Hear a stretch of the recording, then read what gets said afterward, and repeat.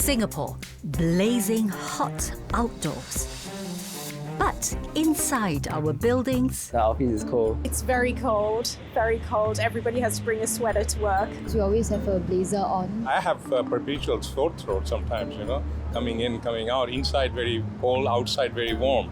Do you know roughly how cold the office is? Not very sure, but maybe like 20, 21. Probably around 18 to 20 degrees. Sometimes it's like 18 degree Celsius. How cold do you set your temperature at home? I think 20 is okay. 21. Set your thermostat at 25 degrees. but here's the thing. Every degree raised is money saved. Apparently, we should be setting our aircons at a much higher temperature. 25 degrees Celsius to be precise. It's apparently the sweet spot between comfort and energy savings. But is that really the case? In this episode of Talking Point, I want to find out what difference 1 degree makes. Is it truly a game changer or just hot air? But first, with so many people saying they have to wear sweaters at work, I want to know, why are our buildings so cold? I'm asking a man who's been cooling places down in Singapore for over a decade. Mr. Leong, what do we have here? You're in the chiller plant room. It's the heart of the aircon plant. So what you're saying is that these massive structures over here are responsible for powering the entire aircon system in a huge building like this one. Yes, these machines are producing a chill water to cool the entire building. The chilled water is pumped throughout the building through these pipes. The water then travels through the building, absorbing heat in the air, cooling down the surroundings. Wow, this is the first time that I'm seeing this on a commercial scale. It's noisy here. Perhaps we shall go another place. Yeah, okay. This is the control for the whole building, for all the various rooms. It's set between 23 to 26 degrees. So it's set at a range. Yes, generally where the rooms are occupied is being set at 23, and those rooms that's not fully occupied is set at 26. So there's a sensor or something that knows how many people are in the room, or you have to set it each time? How does that work? For this building, the temperatures are set through this building automation system and is set manually. But I believe there are more advanced buildings that you can automatically reset the temperature according to the number of people. We've been given a benchmark of 25 degrees Celsius. Why is that so? Okay, let me take you back to the research done by Professor Ole Fanger. He found that between 22 degrees to 27, this is a comfortable range. So we normally tend to select right in the middle here. This is normally the sweet spot. At least 80% of the target audience are satisfied. 25 degrees is being recommended, and I believe it's from the government. And they're the one who basically took the lead to reset the temperature higher for energy efficiency, in the meanwhile still meeting thermal comfort. You mentioned satisfy 80% of the people. It's not possible to satisfy everyone? So for Asians, we tend to feel better when it's a blast of cold air across our body. But for the Europeans and the Americans, they prefer less draft.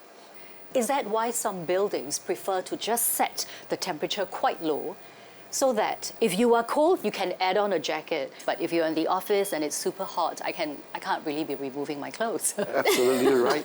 So it is easier to overcool than to undercool. Air conditioners remove the heat from your home, cooling down the room in a process called refrigeration cycle. It's the same cycle as, you guessed it, the fridge or the refrigerator. Our home ACs consist of two main parts, an indoor unit and an outdoor unit. Part of the outdoor unit includes the compressor, basically the heart of the system.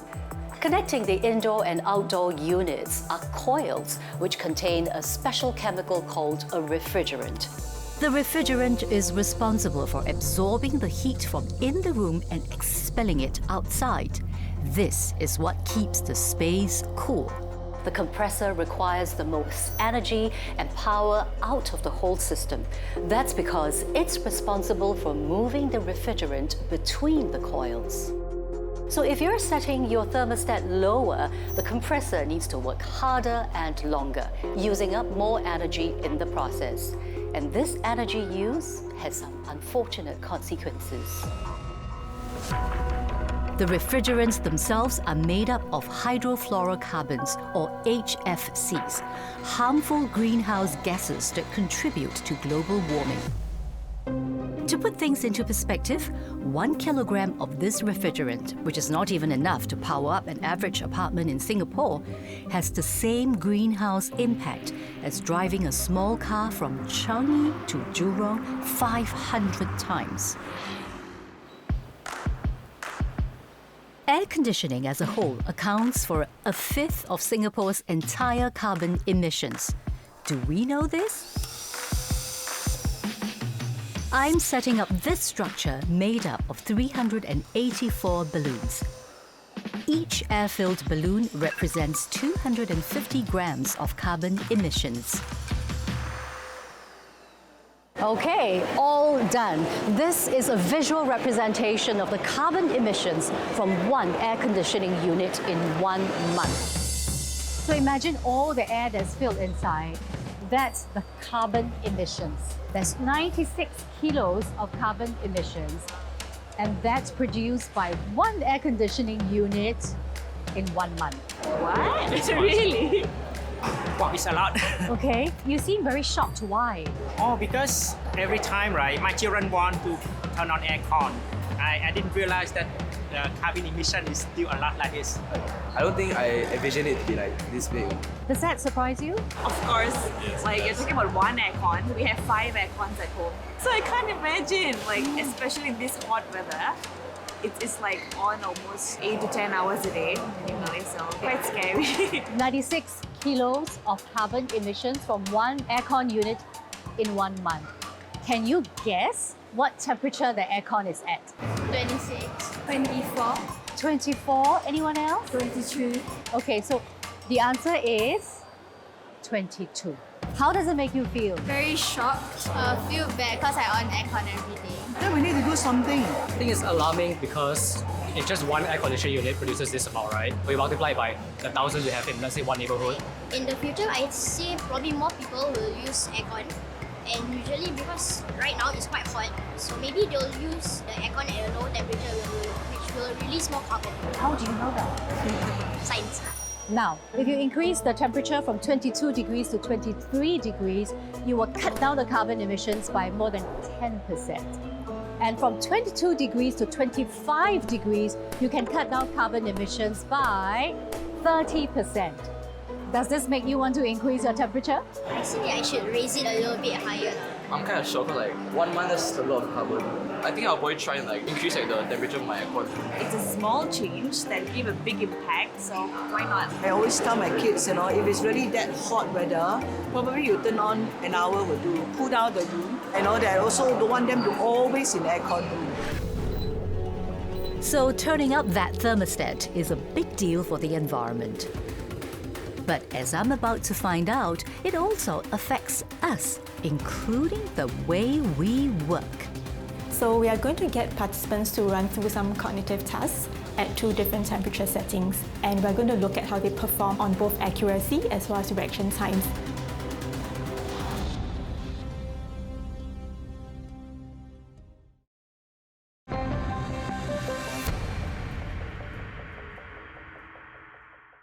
When Lee Kuan Yew became the Prime Minister of Singapore in 1959, the first thing he did was to install air conditioners in government buildings.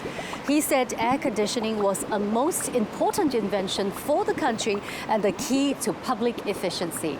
Now, what I want to know is, can I still be efficient and productive if I turn the AC up? To find out, I'm doing a special experiment with these researchers. I've also roped in some talking point viewers to help out. Hi, ladies. Hi. So how are we conducting this experiment? So we are going to get participants to run through some cognitive tasks at 2 different temperature settings, one at 21 degrees Celsius and at 25 degrees Celsius.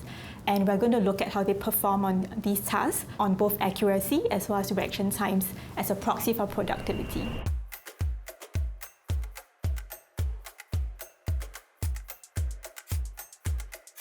I just try to respond as accurately and as quickly as you can. Okay, yes.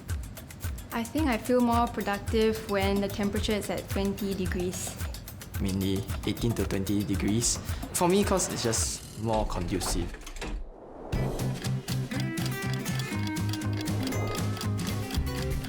After an hour solving these visual puzzles, the results are out. In the warmer condition at 25 degrees, we see that people were actually performing faster compared to 21 degrees. All the participants performed the tests with similar levels of accuracy. But when it came to reaction times, those who took the tests when the room temperature was set at 25 degrees Celsius had reaction times that were 10% faster than when they took the same tests in a room set at 21 degrees Celsius. That's because our body regulates its internal temperature, keeping it as close to 36.9 degrees as possible.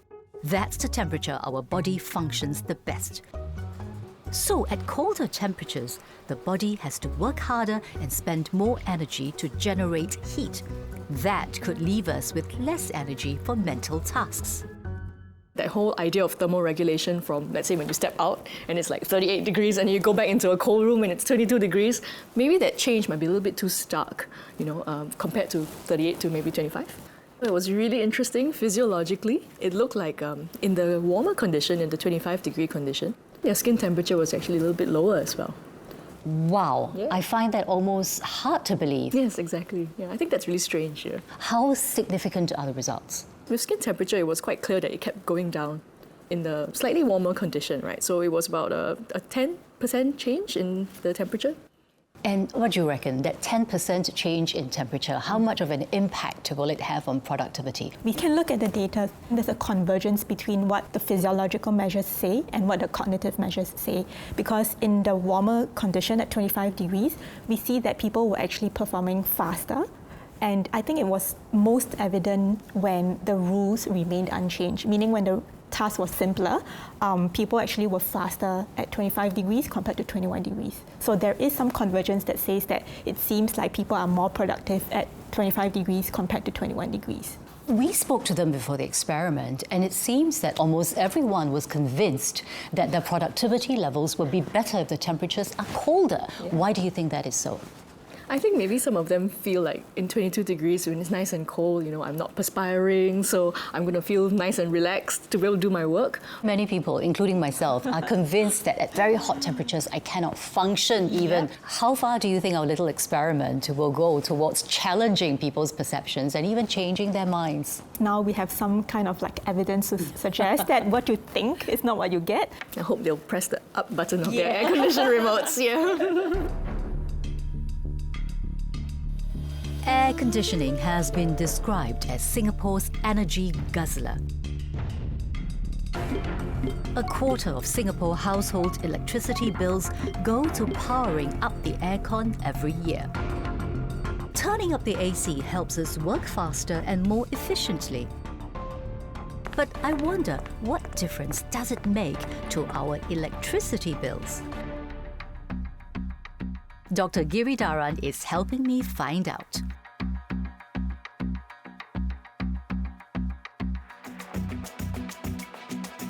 This is where the experiment will take place. 2 rooms of about 50 square meters, the typical size of a HDB bedroom.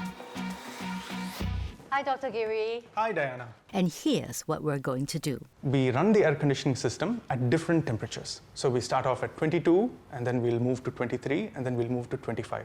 And at each point, we will measure the power consumed by the air conditioning system. These are the 2 components of the air conditioning system. The sum of the powers of both forms the total electrical power of the air conditioning system. And don't mind these guys.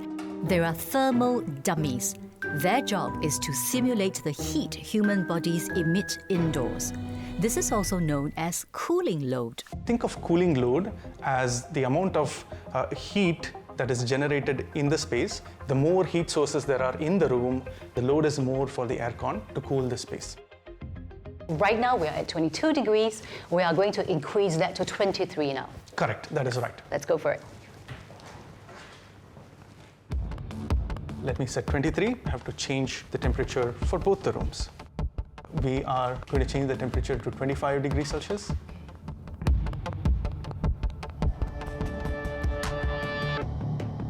The results are in. I'm excited. We have this bar graph that shows in red the power consumption when the temperature is set to 22 degrees Celsius, and then blue when it's set to 23, and then green when it's set to 25. We have 9% energy savings when we go from 22 to 23. And then we have 34% energy savings when we go from 22 to 25. If you are using your aircon for 8 hours a day, for 20 days a month, all throughout the year, this translates to $72 saved per year at the current tariff rate if you jump up by that 1 degree Celsius from 22 to 23. And if you are a little more adventurous, if you jump up to 25 degrees Celsius, you save anywhere from $278 every year. Wow, that to me is quite substantial, especially from a household expenses point of view. You will indeed save a lot more energy. For every degree increase in temperature, you save a huge chunk of your electricity bill for the aircon. How do lower temperatures consume more energy? The air conditioning system, its job is to take the heat from inside your living space and throw it out into the atmosphere. So by setting a lower temperature, it's doing a lot of work to cool your space down to 21. It has to throw that much more heat out into the atmosphere. Whereas if you set it to 25, it does less work. So the analogy one might think of is having a pickup truck and loading it with a lot of stuff and then asking it to travel at, let's say, 60 kilometers per hour on the highway. It has to do a lot more work because it's heavily loaded. Now, if it is partially loaded, then it can travel at ease and get better mileage also. Savings on utilities aside, I'm about to find out there are other reasons why your aircon doesn't need to be as cold as you think. The cool air will actually disperse out, and of course, the electricity bills will be higher.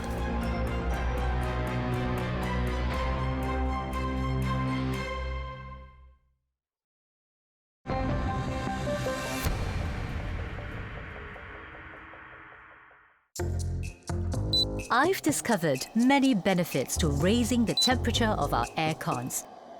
But there's one more thing about our AC addiction that could be costing us. Okay, for customers who are doing ceiling and aircon installation with velvet, always remember that depth must be at least 17 inch to avoid this type of problem.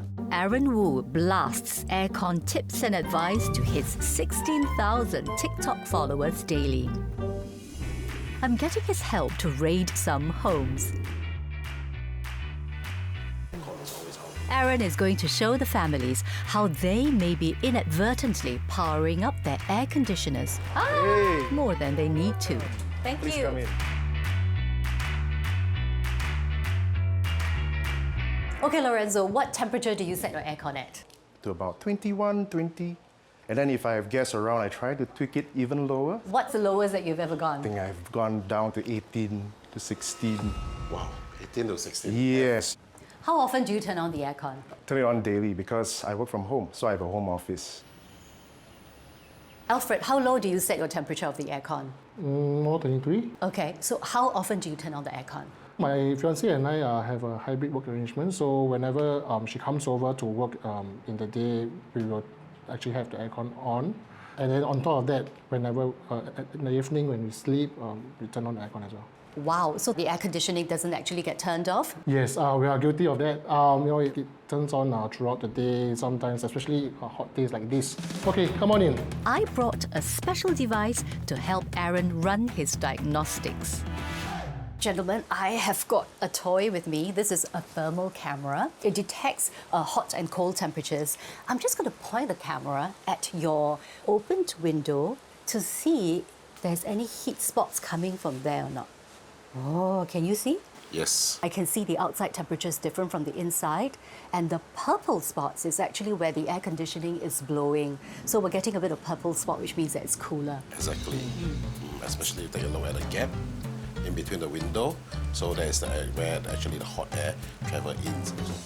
What is happening there? What is the impact on the user of the aircon? The outside temperature is actually warmer than inside, and you'll see all the hot spots are over there. The cool air will actually disperse out, and then the compressor will keep on running because the aircon is working very hard trying to get the room to cool down to 23, and of course the electricity bills, which will be higher. Making sure our windows or doors are closed means that our aircon doesn't need to work so hard or be set at lower temperatures. That means less power used and more money saved. What's the temperature now? Temperature is on 23. In order to cool down the room, you don't have to lower the temperature, but you can increase your fan speed to either 2 or 3 bars. Let the cold air disperse out, and you will enjoy the cooling facility faster. You can also have the help of a ceiling fan or the standing fan to actually help you bring the temperature down. This is also known as hybrid cooling. In essence, it's using multiple devices to keep you cool. For example, using both an AC and blasting a fan. You could even set your AC at a higher temperature, say up to 26 or even 27 degrees, and still feel comfortable. Added bonus, using both a fan and the aircon actually consumes less energy than just setting your aircon at a colder temperature. Are you game to try, Lorenzo? Definitely, for sure. I have to ask you, Alfred, after hearing all this, are you now more resolved than ever to change your habit? Yes, it's a habit that has been me all along, so we just have to be mindful to close the windows. So, is 25 degrees the magic number? With hybrid cooling, perhaps we can go even higher. But I suspect it may be a while before we can turn off our addiction to lower aircon temperatures. As for me, if it can save me money and keep me cool at the same time, consider me a fan.